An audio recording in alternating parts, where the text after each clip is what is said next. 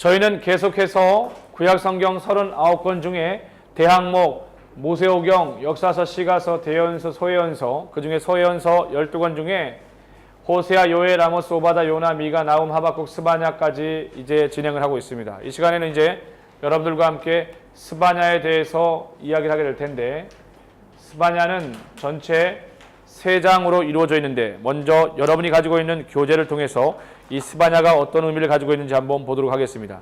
교재 316페이지를 볼 것 같으면 스바냐는 이렇게 말하고 있습니다. 스바냐는 주의 날이 곧 온다는 메시지를 선포한다. 주의 날이 곧 온다라는 거죠. 스바냐는 하나님께서 숨기신다라는 뜻의 스바냐의 이름에서 따온 것입니다. 히브리 원전 표제명 츠파냐를 번역한 것으로 이는 다른 선지서들과 마찬가지로 본서 저자의 이름에서 유래가 되었습니다. 70인역은 히브리 원전의 전통을 따라 츠파냐를 음역한 소포니아스로 본서의 제목을 붙였습니다. 구시의 아들이며, 누구요? 스바냐는 구시의 아들이며, 히스기야의 현손인 스바냐는 예루살렘 출신으로 벌써 나오지 않습니까? 소대연서의 가장 중요한 북이스라엘이냐 남유다냐 이방인이냐인데, 그가 어디 출신인 것을 통해서요, 예루살렘 출신인 걸 통해서 남유다에서 사역했다는 것을 추측하는데, 성경을 더 깊이 들어가 보면 추측이 아니라 분명하게 남유다에서 사역했음을 볼 수가 있습니다. 예루살렘 출신으로 북이스라엘의 멸망 후 100년이 지나 더 심각한 우상 숭배와 사회적 타락으로 영적 문제 가운데 노출된 사람들을 향해서 하나님의 말씀을 선포합니다. 이렇게 보시면 되겠습니다. 북이스라엘의 멸망 후 100년이라면 이렇게 보면 되겠죠. 북이스라엘의 멸망이 722년에 아수르에 의해서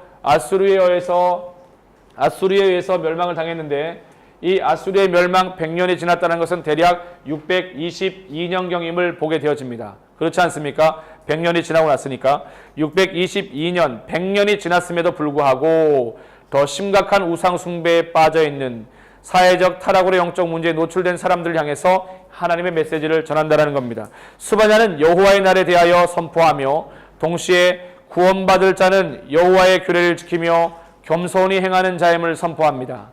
특별히 끝까지 믿음을 지키는 소수의 남은 자들에게 구원의 희망이 있음을 선포하고, 스바냐 3장 17절의 고백을 통해서 여호와 하나님의 구원에 베푸실 전능자이심을 선포하고 있습니다. 그렇다면 이 스바냐에 들어가기 앞서 스바냐의 요약 정보인 서머리 정보를 보면 같으면, 저자는 스바냐, 하나님께서 숨기신다는 의미를 갖고 있고, 기록 연대는 BC 640년부터 630년, 기록 장소는 유다가 되겠습니다.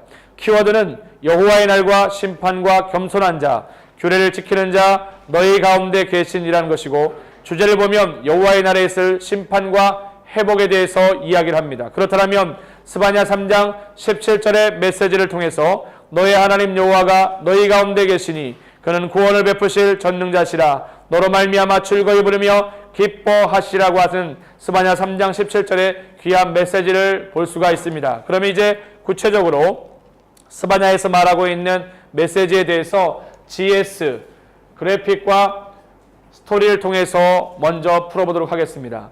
여기에 봤더니 제일 먼저 거기에 보면은 판결봉이 나오게 되어집니다.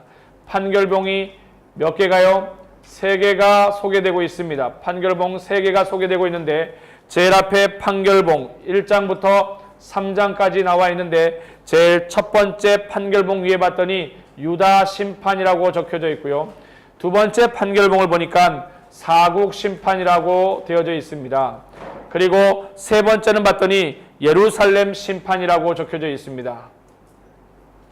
여러분, 판결봉을 할 때는 언제 사용하는 겁니까? 법원과 재판장에서 최종적으로 마지막 결론과 결정을 내릴 때 내리게 되는 겁니다. 근데 이 판결봉이 상징하는 것은 스바냐에서 유다 심판에서 회개하라는 것이고, 사국 심판을 통해서도 회개하라는 것이고, 여기 나와 있는 예루살렘을 향해서도 회개하라고 이야기하는 겁니다. 그래서 제일 밑에 보니까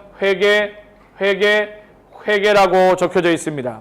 스바냐도 우리가 잘 알고 있는 것처럼 여호와의 날에 대해서 이야기하기 때문에 여기에 무엇이 기록되어져 있습니까? 나팔, 트럼펫이 하나가 울려 불어져 있습니다. 이것은 상징하는 바가 여호와의 날에 대해서 이야기를 하는 것인데, 그렇다면 이제 우리가 구체적으로 뭘 이야기하고 있는지, 구체적으로 어떻게 이 스바냐를 통해서 우리가 하나님 주시는 메시지를 다시금 듣게 되는지 이 시간을 통해서 한번 보도록 하겠습니다. 제일 먼저 우리가 검토해야 될 것은 이 스바냐라고 하는 사람에 대해서 알아야 됩니다. 스바냐는요, 제일 먼저 우리가 아는 것처럼 하나님께서 숨기신다라고 하는 겁니다. 하나님께서 숨기신다라고 하는 것이 있고요. 두 번째 기억해야 될 것은 부친이 구시였습니다. 구시. 왕족 출신이고요. 또 무엇입니까? 히스기야의 4대 손이었습니다. 히스기야의 4대 손이었고요. 또 출신 지역은요, 예루살렘이었습니다.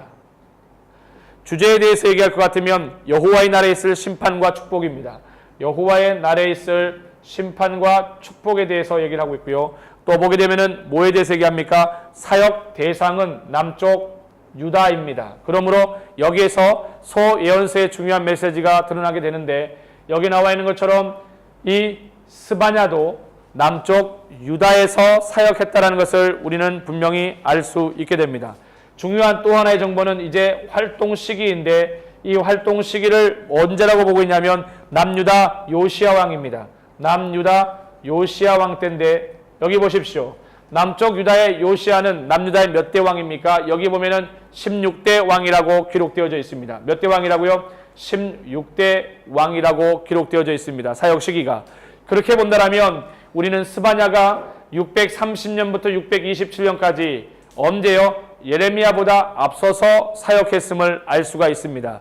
그래서 전체적으로 아웃라인이 그려지는 것이 어떻게 그려지냐면, 성경 39권 가운데 대예언서와 소예언서를 같이 합쳐서 선지자를 볼 때에 남유다에서 메인으로 사역한 순서를 보면 요엘이 사역을 하고, 이사야가 사역을 하고, 스바냐가 사역을 하고, 여기 나와 있는 예레미야가 사역을 한 것을 볼 수 있습니다. 전체적으로 본다면 이렇게 볼 수 있겠죠.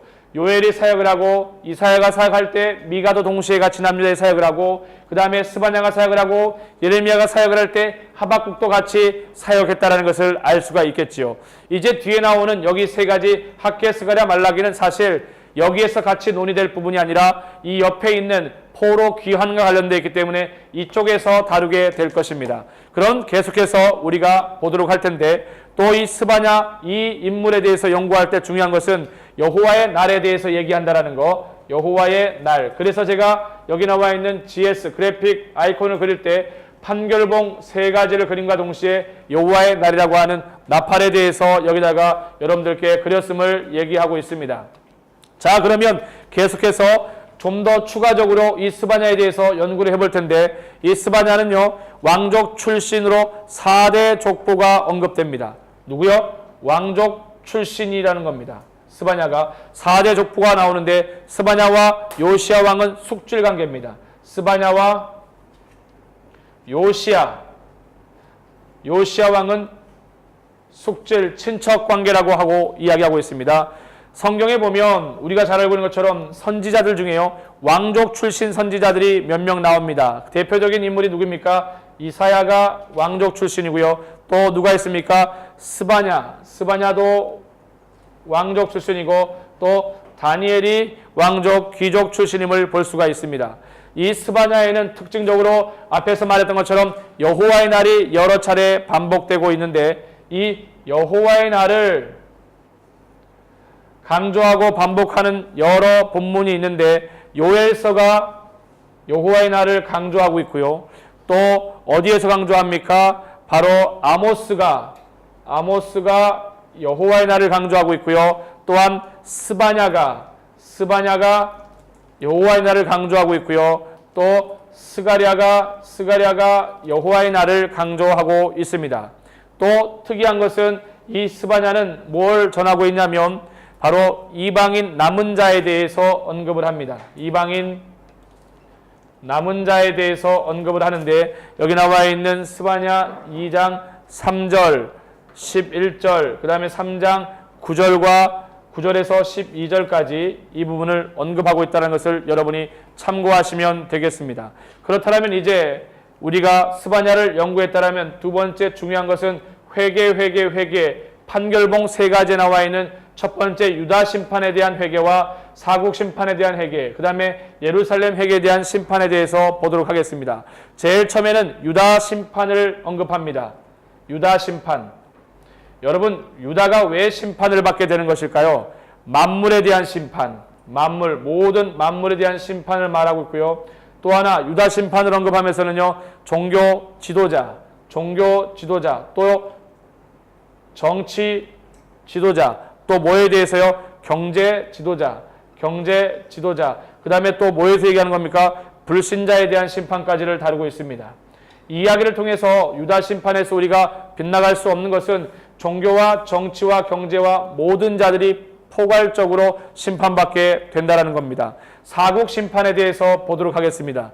판결 심판봉이 총 3개인데 첫 번째 판결 심판봉은 유다에 대한 심판에 대한 부분이었고, 두 번째는 이제 사국 심판에 대해서 얘기를 하는데, 여기서 말하고 있는 사국은 어떤 나라를 말하는 것입니까? 블레셋을 얘기하고요. 블레셋. 또 사국은 어떤 나라를 말하는 것입니까? 바로 모압과 암몬입니다. 모압과 암몬에 대한 것이고요. 또 어떤 것을 말하는 것입니까? 에디오피아라고 되어 있고요. 또 어디를 말하는 것입니까? 사국은요. 바로 아수르에 대해서 얘기를 하고 있습니다. 더 나아가서 판결봉 3가지 중에 첫 번째가 유다 심판이었다면 사국 심판을 설명드렸고, 세 번째는 뭐에 대해서 이야기를 하느냐? 바로 예루살렘에 대해서 이야기하게 되는데, 이 예루살렘 심판도 우리가 주목해서 봐야 되겠습니다. 예루살렘 심판은 뭘 의미하느냐?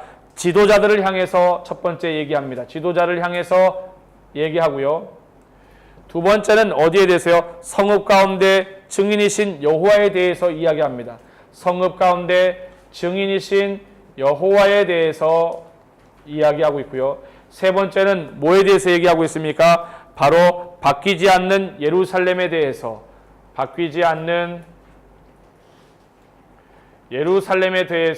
이야기를 하고 있습니다.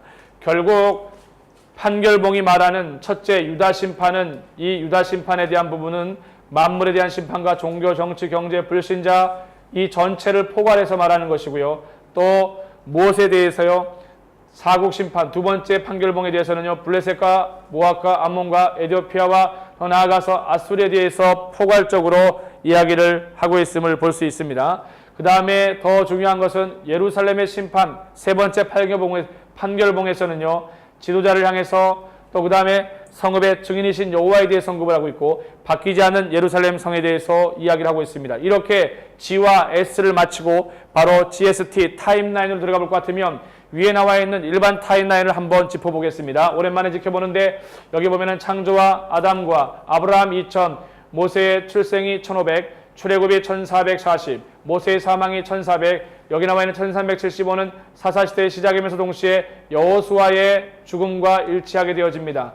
1050년은 사울을 말하고, 1000년은 다윗을 말하고, 971년은 솔로몬을 말하고, 931년은 왕국의 분열을 이야기하는데, 남쪽 솔로몬의 아들은 르호보암에 의해서, 북쪽은 여로보암 쿠데타의 주역인 여로보암에 의해서 북이스라엘은 722년에 아수르의 멸망을 당하는데, 여기 여로보암부터 시작을 해서 여기 나와 있는 마지막 호세아 왕까지를 기억해 주시고, 남쪽 유다는 르호보암부터 시작을 해서 마지막 남유다가 바벨론의 3차 침공에 의해서 멸망당하는 마지막 왕인 시드기야까지를 기억하면 되겠습니다. 이 부분을 확대해서 빼오면 이 부분의 타임라인이 되어지는데, 이 부분의 타임라인을 보게 되면 우리는 지금까지 여기 있는 소예언서에 나와 있는 호세아, 요엘, 아모스, 오바다, 요나, 미가, 나움, 하박국 계속해서 공부했고, 이제 마지막 스바냐를 올리게 될 텐데, 보시면 스바냐는 어디에 올라가 있을까요? 아까 여기 봤을 때 남유다에서 예언을 했다라면 위가 아니라 아래는 분명한데, 언제 활동 시기가요? 남유다의 요시야 왕 때입니다. 요시야 왕 때 보면 남유다의 16대 왕인데,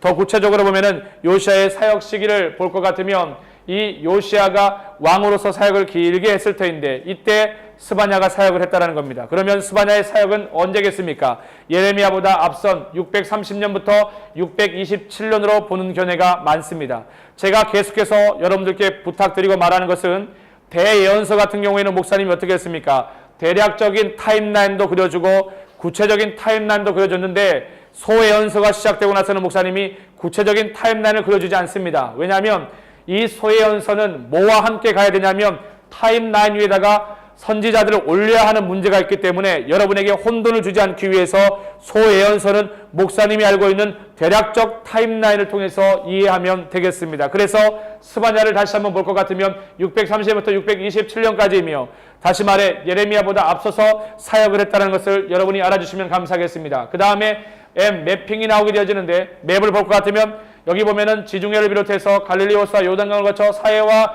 여기는 홍해가 되겠습니다. 분열 왕국의 상징 여기 보게 되어지면은 솔로몬의 사후에 르호보암 아들 때에 분열이 되어지는데 분열 왕국을 볼 것 같으면 북이스라엘은 사마리아와 남쪽에는 예루살렘, 남유다 예루살렘이 있게 되어지고 북이스라엘 사역했던 사람은 몇 명입니까? 2사람밖에 없다 그랬습니다. 여기 표를 보시면은 북이스라엘 사역한 사람이 누구겠습니까? 바로 여기 나와 있는 아모스와 호세아가 있는데 이렇게 아모스, 호세아를 집어넣으면 되겠고요.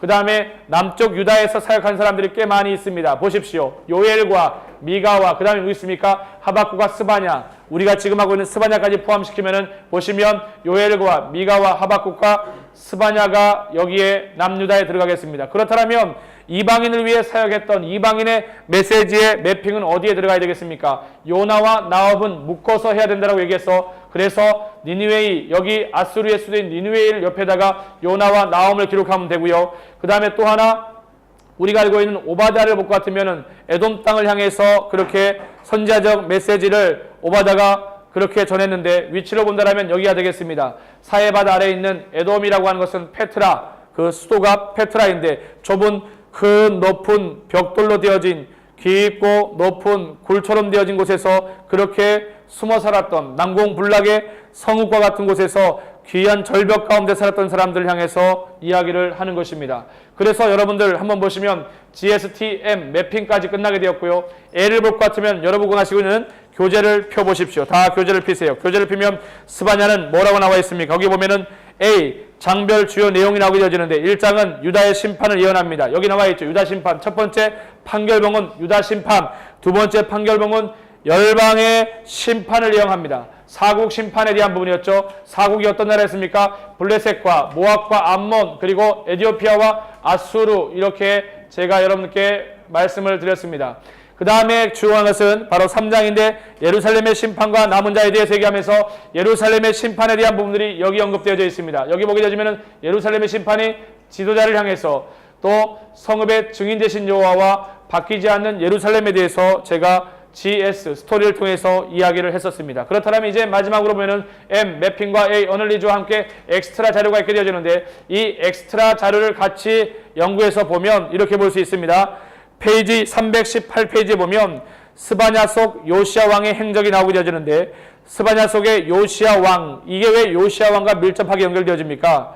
스바냐가 사역했던 것이 요시야 왕 때이기 때문에 그래요. 그래서 요시야가 어떻게 사역했냐면 장소 지도를 보면은 예루살렘을 거쳐 헤브론을 거쳐 브엘사의 선당을 허물게 되어지고 베델과 사마리아와 무깃도로 움직이게 되어집니다. 스바냐 시기는 아모니 아들 유다왕 요시야의 시대 스바냐 1장 1절에서 말하고 있는데 예레미야와 나홈이 동시대의 선지자로 볼 수 있겠습니다. 우상 숭배와 사회 전반에 걸쳐 죄와 타락한 남유다를 향해서 여호와의 날에 있을 심판에 대해서 선포하는 것이 바로 스바냐 속의 메시지가 되겠습니다.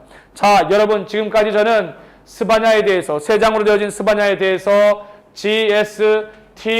GSTMAE 엑스트라 자료까지 합쳐서 여러분들과 함께 강의를 진행했습니다. 주목해야 될 것은 소예언서 12권 가운데에 중요한 실질적인 소예언서인 호세아, 요엘, 아모스, 오바다, 요나, 미가, 나훔, 하박국, 스바냐가 끝이 났다라는 것이고 나머지 남아있는 세 개의 학개스가랴 말라기는 달리 이해해야 됩니다. 왜냐하면 타임라인상 가운데서 여기 북 가운데 특별히 북이스라엘의 멸망 전까지 들어간 선지자나 남유다의 멸망 전까지 들어간 선지자와는 달리 여기 나와 있는 세 선지자는 학개스가랴 말라기는 어디에 위치하게 되어집니까? 포로 기한 1차와 포로 기한 2차와 포로 기한 3차 포로 1차는 기한이 누구였습니까? 스룹바벨과 여기는 에스라와 여기는 느헤미야 때 함께 협력하고 사역했던 사람이기 때문에 여기에 들어가겠습니다. 지금까지 여러분들과 함께 스바냐를 살펴보았습니다. 수고 많으셨습니다.